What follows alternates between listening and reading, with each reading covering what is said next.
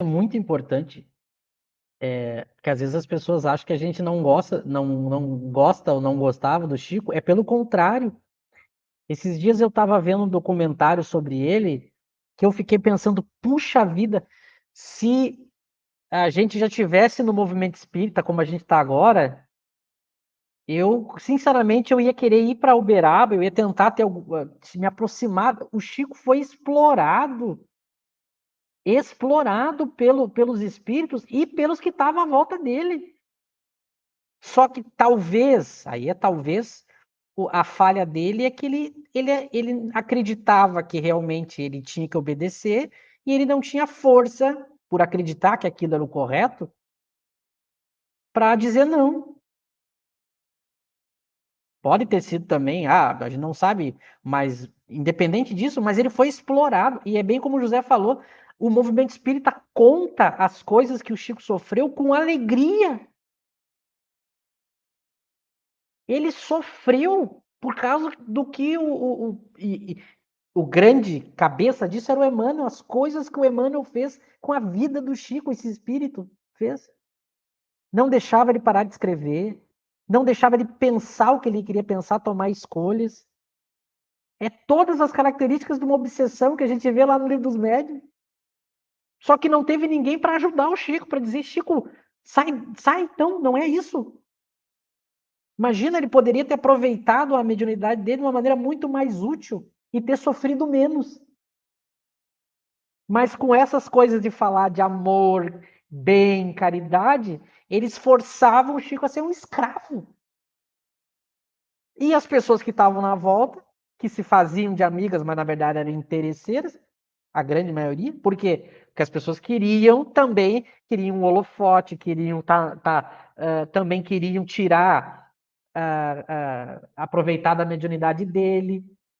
Pessoas também sem conhecimento, achando que endeusando isso. Veja, ele não teve pessoas que estudaram Kardec para poder ajudar ele e fazer ele se livrar desses espíritos. E aí ele não parou de escrever obra, ele escreveu mais, ele psicografou mais de 400. As pessoas acham que isso é missão divina. A gente não para pensar, vocês acham que os espíritos superiores iam fazer uma coisa dessas, maltratar um médium e escrever sem parar tudo, essa quantidade, esse excesso de coisa. O próprio Kardec vai dizer, os espíritos superiores falam pouco. Kardec, que tinha o espírito de verdade, e todos os outros grandes espíritos, a maioria dos escritos são 23 obras, e ainda assim a maioria é escrito do próprio Kardec, não é mensagem dos espíritos. Aí a gente acha que vem uma meia dúzia de espíritos ali, ditam 400 obras, arruinam a vida, fazem o médium sofrer, não deixam o médium questionar. E a gente tratou isso como uma missão divina e passou a tratar esses espíritos como os superiores que comandam o movimento espírita brasileiro. E, graças a Deus, agora a gente está denunciando isso. Várias pessoas acordaram para isso. Várias pessoas acordaram para isso. O que aconteceu no século XX foi uma atrocidade e que acabou refletindo também no próprio movimento espírita. Eu vi um livro esses dias não, faz tempo eu conheço esse livro. Tem um livro, Testemunhos de Chico Xavier, que é da Sueli Caldas Schubert, em que ela trata das cartas que o Chico trocava com a FEB. Então mostra todos os bastidores desse processo, né? Dele receber, dele mandar para a FEB publicar. O livro é ridículo, porque todas as vezes que se vai levantar alguma crítica sobre esse processo, a Sueli coloca que são seres das trevas tentando atrapalhar a missão divina do Chico e da FEB. Em todos os capítulos ela termina falando isso. Toda espécie de crítica, tentativa de questionar o que estava acontecendo, eram pessoas tentando desviar de Jesus, da missão, do amor. Então é uma pessoa que não entendeu nem Kardec e nem a barbaridade que estava acontecendo. Se a gente tivesse o estudo de Kardec nessa época, e teve muitos kardecianos que a gente sabe que procuraram denunciar isso, mas elas eram vistas como seres das trevas, tentando atrapalhar a missão do Emmanuel, porque ele era o Nóbrega que fundou São Paulo, aquela coisa toda.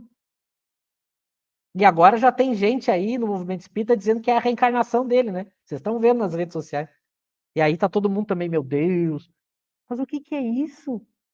Aí a gente vê Kardec propondo a racionalidade, o bom senso, o estudo, a reflexão. Então, isso é caridade? É só a gente pegar o exemplo do que foi feito com o próprio médium. O que foi feito com ele. Ele foi maltratado pelos espíritos. E a gente chamou esses espíritos de superiores. É uma coisa surreal até onde pode ir a fascinação. Mas graças a Deus, hoje a internet proporciona que a gente denuncie, que a gente lance isso para as pessoas perceberem, opa, peraí, eu realmente não tinha visto por esse lado. Porque houve um século aí de cegueira. E que agora, graças à internet. Por que graças à internet? Porque antes, quem quisesse falar o que a gente está falando aqui, era proibido de falar nas casas espíritas. Só que agora, com a internet, não tem mais como proibir, a gente vem aqui e fala. E é por isso, aí veio o presidente da FEB e disse que é para denunciar. Então, me parece que eles continuam com o mesmo pensamento. É assim que tem que ser, e se alguém tentar dizer o contrário, não escute, denuncie, é trevas. E a gente propõe o quê? Estude Kardec e compare com o que foi feito. Quem que está propondo a razão, o bom senso? Cabe às pessoas refletirem, olharem, Michel, pensar. Pode falar. só queria citar, você falou que teve casos disso. Eu queria citar alguns. O Torteroli, que teve agora o livro do Adair, né? O Torteroli foi chamado de inimigo de Ismael e foi chamado de professor T, nem citavam o nome dele. E depois do desencarne do Torteroli, teve uma psicografia do Chico Xavier, do suposto Torteroli arrependido e ter atrapalhado os planos do anjo Ismael. Então sempre teve esse discurso, desde lá do século XIX, né? E você tinha o embate, né? Torteroli contra o Bezerra. O Bezerra era rustentista, né? Acabou que a vertente mística do Bezerra venceu, né? E aí a FEB se tornou rustentista até hoje. Até hoje eles divulgam estudos dos quatro evangelhos no Instagram da FEB, né? Então Hein, o Eric? Herculano Pires também, né? E o Bezerra usa da mesma tática covarde. Quem acompanha lá as discussões dele, ele dizia mais ou menos isso: olha, nós pregamos a caridade, eles querem propor a ciência. Aí nota o jogo, que daí dá a entender que eles estão do lado do bem e quem quer reflexão, estudo, é do lado do mal. Eles estão Como preocupados se as duas coisas fossem opostas, né? né? Não, eles sempre jogam assim. Quem propõe questionar, refletir, estudar, é intelectual que não se preocupa com o próximo. Eles se preocupam. Então, esse jogo faz as pessoas que estão olhando de fora ficarem com medo. É parecido com o que a igreja fez na Idade Média. A igreja dizia exatamente a mesma coisa. Olha, quem questiona a igreja é a favor do demônio. Aí as pessoas não questionavam a igreja, porque elas não queriam ser do demônio. Então, é o jeito mais covarde de debater. Porque em vez de eu colocar argumentos, eu denigro moralmente, eu coloco um carimbo de mal no outro que está falando, em vez de dar argumentos, propor a discussão. E eu digo sempre, Kardec publicava tanto quem atacava quanto as opiniões dele, para a pessoa poder ver os dois lados, que é o que a gente está propondo aqui. A gente está propondo o livre exame. A gente não está propondo censura. A gente está dando argumentos, reflexões, mostrando a história, propondo questionamentos. Aí o outro lado diz o quê? Não é caridade. Não, só um comentário sobre isso que você falou da igreja, Michel. Recentemente eu conversava com um amigo católico e ele é uma pessoa inteligente, que gosta de saber do espiritismo, a gente sempre debate os assuntos.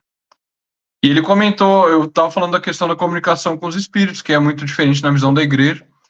Ele falou, olha, a igreja não proíbe em absoluta a comunicação com os espíritos, A igreja aceita, por exemplo, a comunicação espontânea dos espíritos.